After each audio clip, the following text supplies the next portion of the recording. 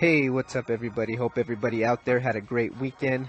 Now we're back here on a Monday, August 7th, 2017, and we got to catch up with a little bit of news and sports over the weekend. So Jerry's a HOFer. We got to talk about what that means for his legacy, but also more importantly, what does this mean for Jimmie Johnson being in the Ring of Honor? But before I get into all that, I want to talk about probably the biggest piece of news over the weekend, and that's Jay Cutler is back in the NFL. He signs a one-year, $10 million deal with the Miami Dolphins with incentives on top of that $10 million. Now, I just don't get the move. Jay Cutler is probably the last player I would want on my roster if I'm an NFL GM. I kind of said the same thing about Derrick Rose a couple of weeks ago, and here it is happening to me again. Just moves that I don't understand. When somebody's done, they're done. You know, and I don't know why GMs try to take on these reclamation projects when there's younger, better options available to them. But I won't even give Derrick Rose such a hard time because I think Jay Cutler is much, much worse. I mean, Jay Cutler has been on the record saying he really hasn't cared much about football the last couple of years. He was saying so as soon as he got that booth job, and now all of a sudden $10 million gets flashed in your face and you love football again? Come on, give me a break. I mean, Miami was considering Tim Tebow. Let me tell you something. I know Tim Tebow's been out of the league for years, but I would have took a shot with Tim Tebow. At least Tim Tebow wants to play. He wants to try. And let's face it, when he was in Denver, there were some miraculous wins. No, they didn't make any sense. No, I can't tell you how or why they happened, but I guess he just comes with God power and miracles happen on the field with Tim Tebow. I'll take my chance with that before I take a chance on Jay Cutler. And then, you know, the most polarizing figure in the NFL was an option, Colin Kaepernick. And I want to put one argument to rest right now, and I hope you guys listen to me very carefully. One of the big arguments against signing Colin Kaepernick is he really hasn't came out and expressed how much he truly wants to be in the NFL and wants to be in the league, which has led some people to question how much does this guy really want to play football. Well, there's one thing I can guarantee now. Kaepernick, I have my doubts on how much he wants to play football. I really truly do believe activism has taken his priority. That doesn't mean a person can't do two things. Believe me, I'm not going down that road. But what I'm saying is this. If that's truly a question, then how in the hell does Jay Cutler have a job? Because Jay Cutler does not care about football. Jay Cutler wants to cash that $10 million check. That's all he's worried about. So if that's really an argument against Kaepernick, that one's got to be thrown out the window, because I know without a doubt Kaepernick is more dedicated to football and wants to play football more than Jay Cutler. But Jay Cutler now has a job and he's in the league. I don't get it. And as far as Miami goes, Miami in my opinion is just setting themselves up to lose, because now you got Matt Moore, who I thought was their best option, is looking over his shoulder. He's going to have a short leash. And you better just get ready for Cutler, because Adam Gase is already quoted as saying he didn't come out of retirement to stand on the sidelines. And you know what? He's right. He didn't come back for anything less than $10 million. So my choices, you know, was always Matt Moore first, Colin Kaepernick second. Again, I'll even take Tebow. I'll even take Johnny Football over Jay Cutler. But people are talking about and trying to, I don't get it, guys. I don't get it. Maybe somebody's got to call in and to the station and let me know how you figure this Cutler deal might be okay, might even be decent for the Dolphins. But everybody points to, oh, his arm talent. Oh, you know, this and that. Hey, I remember another player that came before Jay Cutler, the Jay Cutler before Jay Cutler. And that was Jeff George. He had all the talent in the world. Arm talent. He had one of the best arms I've ever seen to this day. He had the size. He had everything that it was for him to be the number one pick. But you know what? He didn't have the heart. He didn't want to play football. And it's the same thing with Jay Cutler. And how did Jeff George's career, what did Jeff George ever win in his career? What did he ever do for a team? So everybody wants to question about Cap and does he want to play? But come on. This is ridiculous. Somebody, please call in. Tell me why Jay Cutler might even sort of work out for the Miami Dolphins, because at this point, I just don't see it.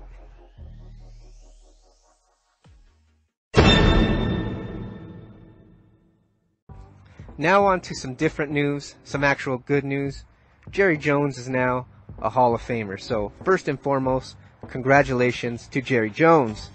And what I want to talk about specifically was some of the good things he had to say about his contentious relationship through the years with Jimmie Johnson, and how it seems, at least during Hall of Fame weekend, that, you know, that bridge is being repaired, and maybe, just maybe, we might see some good things come from the relationship again of Jimmie Johnson and Jerry Jones. I mean, we all know the history that goes with these two characters. You got Arkansas Razorback teammates in college. They were roommates, and then they pretty much, like Jerry said, defied the odds, did it their way, took all the heat, and won 2 titles together. And in all honesty, they won that 3rd title with Jimmie's players and Jimmie's system. So in my opinion, Jimmie Johnson and Jerry Jones both get credit for all 3 Super Bowls that they won in, you know, the 90s. But here's what I want to talk about. Jerry Jones was quoted this weekend as this on Jimmie. Just so we're clear, you know me, I want to make anything we do in that Ring of Honor, I want to make it have its own special attention. So I'm not going to get into that. But I hope it was obvious up there how much I appreciated what Jimmie has contributed to the Cowboys and his frankly lifelong friendship. And end quote. And I think that's real exciting, because as a Cowboys fan for years, I think it's sad that Jimmie Johnson, because of his friction with Jerry Jones, is not in the Ring of Honor. Everybody talks about the Hall of Fame snubs, you know, of T.O. and things of that nature, but the biggest injustice in the NFL comes from a team, not the league. And Jimmie Johnson is a Dallas Cowboys legend. Yeah, he probably does belong in the Hall of Fame as well, but the biggest injustice is he is not in that Ring of Honor. If it was not for Jimmie Johnson, just like Jerry Jones admitted in his Hall of Fame speech, he couldn't have did it without him.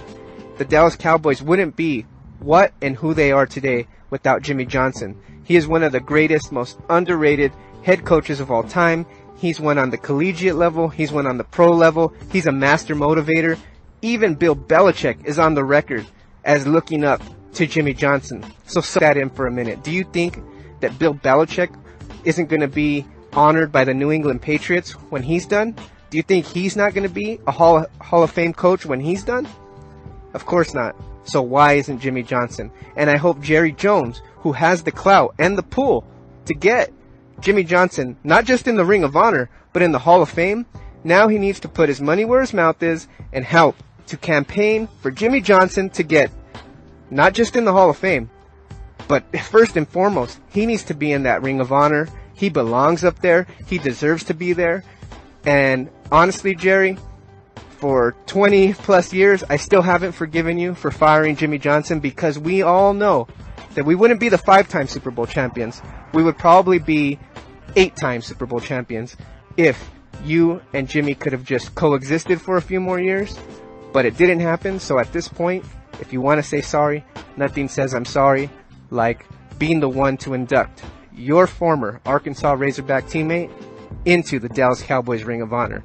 And that's all I got to say about that. But congratulations to Jerry Jones, and let's all hope that we see Jimmie not just in the Hall of Fame, but more importantly for Cowboys fans, in that Ring of Honor.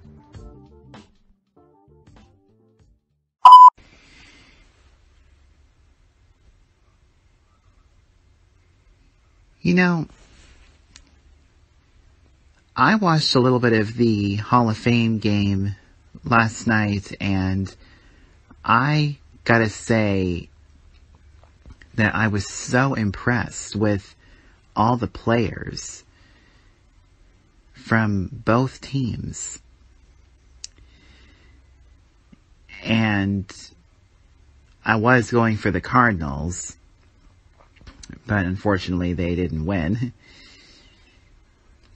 But the reason why I went for the Cardinals is because in the early 90s, I played Little League Baseball.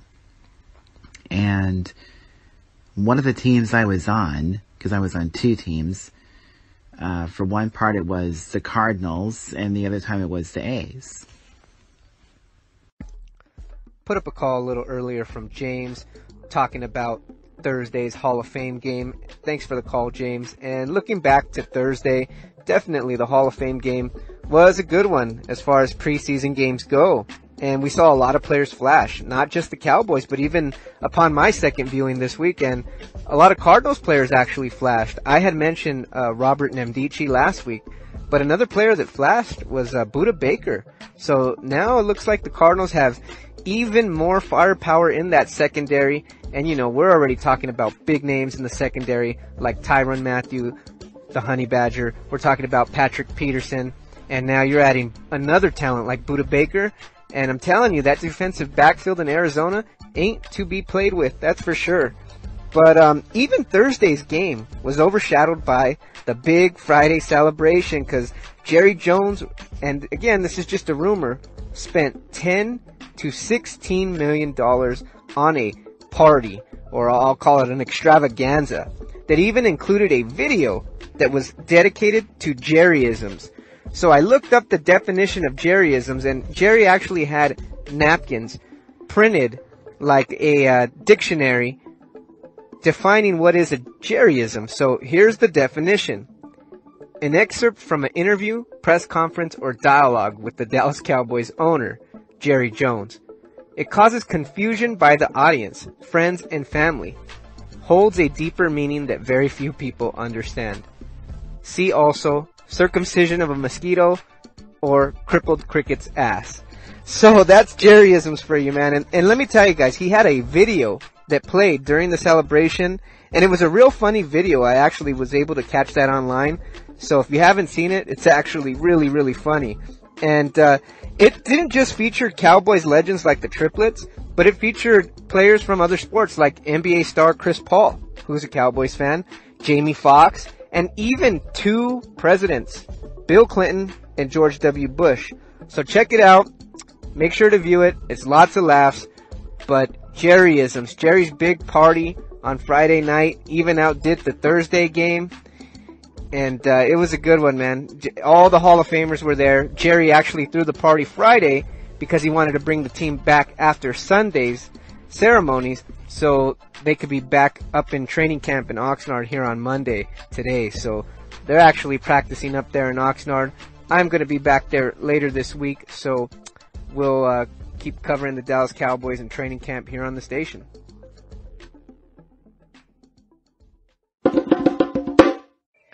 Alright, so before I get up on out of here, I want to talk about what we're going to be doing on the station coming very soon here. I want to actually start getting into my NFL preview shows that I normally put up on the podcast on YouTube, SoundCloud, and other platforms, but I'm going to incorporate that here now that we're doing the anchor thing here on SayWhatchaPhil. So I'll be getting into the NFL preview shows, and usually what I do here is I like to go division by division, breaking down the 4 teams and predicting, you know, how they're going to finish in the season or how they're going to finish within the division. So I'll be picking teams 1 through 4 through every division, and I'll probably be starting with the AFC South first and make my way around the AFC. Then we'll jump into the NFC, and we'll probably end it with the NFC East. So take a look out for that here on the station, and again, other platforms. If you haven't found us there, YouTube and SoundCloud, they will be uploaded there as well. So just wanted to make everybody aware of that. Thanks for listening, guys. Get ready for the NFL season. It's about to be upon us. It's about to be a good one. And I, for one, am excited. I want you guys to get excited with me. And let's start beginning with those predictions, man. What is up, Phil? It's hard with Seek First Sports Talk, man. I'm with you. I get it on paper for Miami, for Adam Gase. You know, it's someone I'm familiar with. He had his best season with me, but end of the day, he doesn't want to play football. He does have 10 million reasons why now, but I don't understand the sign either. I know along with Tebow, it was reported they were also looking at Kyle Orton. I like that pick better as well, if I'm honest. I don't know how it's going to turn out. He's been to the playoff one time. He's had some pretty good offenses. He's had good running backs. He's had good wide receivers. And he's been to the playoffs one time, but you think that's the guy. I won't even get into the Kaepernick thing. I don't understand. I understand it, but I don't understand it just as it is with the Jay Cutler signing, man. Doesn't make a lot of sense. we'll see what happens, man. Go. Just put up a great call to the station from Harv over at Seek First Sports Podcast. And I got to agree with you, man. I would even take Kyle Orton over Jay Cutler. And I can guarantee you this. Kyle Orton won't be asking for no $10 million. I'm sure he'd be happy to play for about $3 or $4 million. Maybe even $5 if he wants to be greedy. So, like you said, man, I get it, but I don't get it, if you know what I mean. And it's like you said, man, we'll see what happens. But if you're asking me right now, I think we're going to see Miami, along with Cutler, crash and burn, man. Crash and burn. Let's put up another call from my man T. Scott here on Anchor, who's pretty much just as shocked as I am that Jay Cutler is back in the league. Say what you like. Phil, what's up, man? T. Scott. I'm going to try to be real quick. Talking about Jay Cutler here, man. I had the exact same thought process. Like, damn, Jay Cutler just got signed to the Miami Dolphins. Like, if there's anybody that I could compare him to, I thought about D. Rose, man. The D. Rose, Jay Cutler syndrome, whatever you want to call it, man. Them two players that just kind of going through the motions, man. Jay Cutler's attitude in the past has not been there. He's definitely capable athletically to make the throws, to be the quarterback, to do all the things that you need as a quarterback. But Jay Cutler doesn't have the want to. Yep. W-A-N-T-O. Want to. You have to want to win. You have to want to compete. You have to want to make the play. And Jay Cutler does not, or has not in the past, showed us that he wants to. Bring him out of retirement. 10 mil, starting position. Miami Dolphins. Wow. What's up, Phil? It's Jacob from the Football Fanatic. I agree with the other call-ins and what you said. Jay Cutler obviously does not really want to play. He doesn't show a level of commitment that other players do. I actually watched his press conference with the Dolphins when they announced his signing. I mean, you could tell he didn't care. He had the classic Cutler look on his face, just complete emotionless. I don't even know. He even admitted he wasn't in shape anymore. He hasn't been doing cardio. He hasn't been doing training at all. I mean, he obviously doesn't care. And I don't really get this. I mean, I think he has more raw talent than like Matt Moore or whatever. And I mean, Colin Kaepernick has his issues and like Fidel Castro and all that stuff. I already understand that. But I mean, Jay Cutler, why would you lure a guy out of retirement, especially when he clearly doesn't care, and give him all this money for that? Just posted up a call in from Jacob over at the Football Fanatic station here on Anchor. And he called into the station to ask why. I mean, why do the Miami Dolphins believe in Jay Cutler? And why did they sign him to a $10 million deal with up to $3 million more in incentives? And I don't know why. I think the whole NFL world is asking themselves that very question today outside of Miami. My only explanation for the whole thing is that the Miami Dolphins straight up hit the panic button. And I think that's due to having Tom Brady and the New England Patriots within their AFC East division. So I think Ryan Tannehill went down, their starting QB, and they're thinking, we have to make a move for the sake of making a move. So what's the dumbest thing that we can do to show that we're trying to do something here? Oh, let's hit the panic button and sign Jay Cutler for $13 million. I mean, it just shows you just the fear that a class organization like the New England Patriots can do to a team that felt like it was an up-and-coming team, a contending team, and once they lose their starting QB, they just fall to a frenzy and just hit the panic button. And honestly, by signing Jay Cutler, you've shown me that you really had no belief in your organization. Matt Moore's not a bad option as the backup QB. You don't have to sign a Jay Cutler for $10 million. That money could have been better spent somewhere else on that roster. You know, I don't know why you wouldn't give players like Kaepernick a shot, or even Kyle Orton for that matter. Both have been proven winners. They can get a team into the playoffs and contend in small stretches. So I don't understand that at all, man. We'll see. And it's like you said, Jay Cutler in his own press conference admits to being out of shape and not really being up on the cardio. And it just shows you where his head's at. And that's why it's really surprising, and I just can't help but say, what a stupid move by the Miami Dolphins. The audio you just heard was recorded in Anchor. Learn more at anchor.fm.